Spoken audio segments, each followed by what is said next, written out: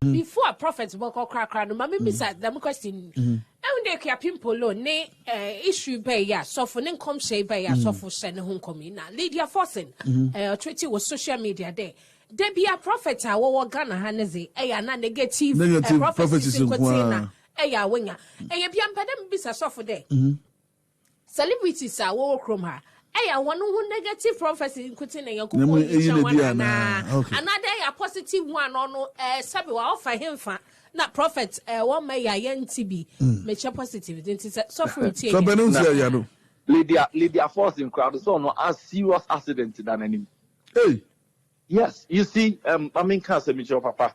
Sometimes these are the things that people don't understand. If it is not evil, it is good. If it is not evil, it is good. Before you get to the good, the evil will first meet you. And some of the Papa no, Bonin nebedi can see out because Papa no dear. Bonin himself Utaiwa ubetimia kwa kofadi ya wodia. Enti every beer and if be barrier. Swat ya siye. Bebe adi sini pakwai. Many pentimin ko bebe was oko. Enti no any evil steps are. A penny pakwai mo ye break his side and son ya reach the good.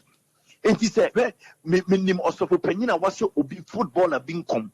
Ah, when ya Dortmund or Kobo, say Yamia Dumo, who say Yamia Pejan wine Cassia, or sending come Sunday and Opa. Sunday you mean any penny we. Oh, Dortmund and Consen and Wahefa.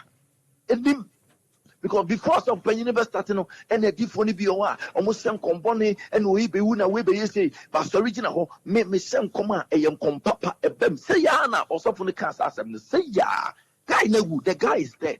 But Uncle who won will tell more, Uncle Wono, Uncle Macabueno, and there was Society or Dortmund.